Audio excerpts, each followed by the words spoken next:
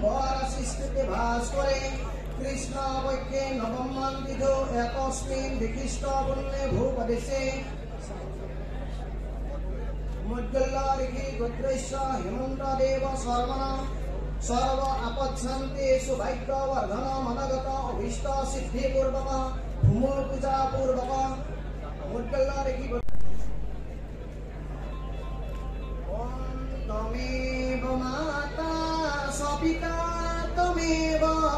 তমেব বন্ধু সখা তমেব তমে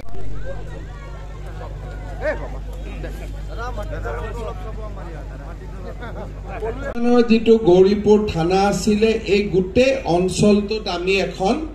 ঘূৰণীয়া ফ্লাইঅভাৰ যাক উৰণ সেতু নকয় ট্ৰাম্পেট বুলি কোৱা হয় অৰ্থাৎ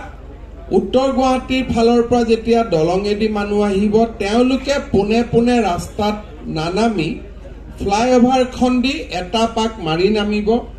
আৰু ইয়ালৈকে যেতিয়া যাব খুজিব তেতিয়াও আন এটা ফালেদি ওলোটা পাক মাৰি পেলাইহে দলংখনত উঠিব আৰু তলেদি যোৱা অহা কৰা মানুহখিনি তলেদি সুন্দৰ কৰি যোৱা অহা কৰি থাকিব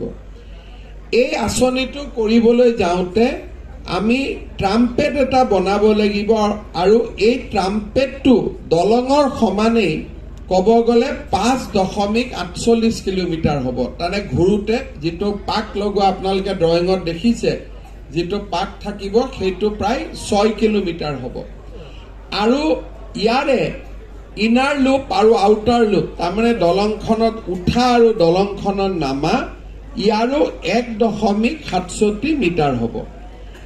ইয়াতে আমাৰ এই ট্ৰাম্পেট ইন্টাৰচেঞ্জৰ দুটা বৌ ষ্ট্ৰিং গ্ৰিডাৰ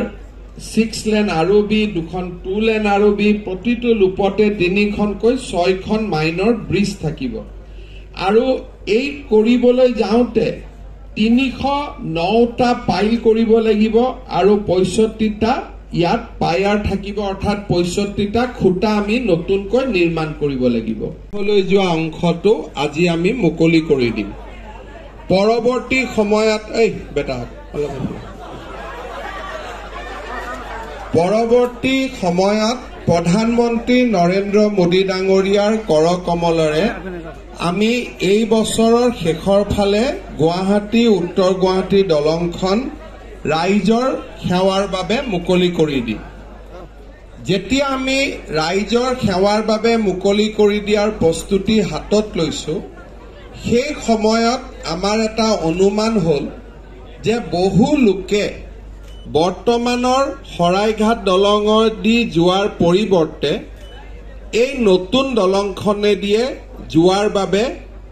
প্ৰস্তুত থাকিব বা যাব বিচাৰিব আৰু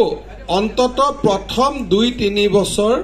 এই দলংখনৰ ওপৰত যথেষ্ট হেঁচা পৰিব যদিওবা বৰ্তমানৰ শৰাইঘাট দলঙেদিও মালিগাঁও হৈ আমি গুৱাহাটীত যাব পাৰো যেতিয়া এই কথাখিনি আমাৰ চিন্তাত আহিলে তেতিয়া আমি বুজি পালো যে গৌৰীপুৰ আৰু আমাৰ নেশ্যনেল হাইৱে যিটো তিনিআলি বা ট্ৰাই জাংচন বুলি কওঁ সেই তিনিআলিত যান বাহনৰ অদ্ভুত ভিৰ হ'ব আৰু ট্ৰেফিক পুলিচ লগালেও ইয়াক আমি কন্ট্ৰোল কৰাৰ কাৰণে অসুবিধা হ'ব গৌৰীপুৰত ভৱিষ্যতে যান-জঁট নাথাকিব নহলে দলংখন হৈ যোৱাৰ পিছত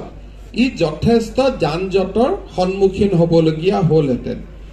এই গোটেইখিনি কাম কৰিবলৈ যাওঁতে 407 কোটি টকা আমি নতুনকৈ খৰচ কৰিব লাগিব গুৱাহাটী উত্তৰ গুৱাহাটী ব্ৰিজখনৰ যিটো সৌন্দৰ্য হ'ব নদীৰ ওপৰত থকাৰ কাৰণে এই ট্ৰাম্পেটখনো খুব দেখনীয়াৰ হ'ব ইয়াত মানুহে এনে চাবৰ কাৰণে আহিব যে কিনো ইমান ডাঙৰ এটা ব্যৱস্থা হৈছে আৰু ই আমাৰ গুৱাহাটী মহানগৰী জালুকবাৰী চাংচাৰী ধুপাতৰী আমাৰ ৰংমহল গৌৰীপুৰ আমাৰ এই গোটেই আমিনগাঁও এই গোটেই অঞ্চলটোৰ সৌন্দৰ্য বহুত পৰিমাণে বৃদ্ধি হ'ব এই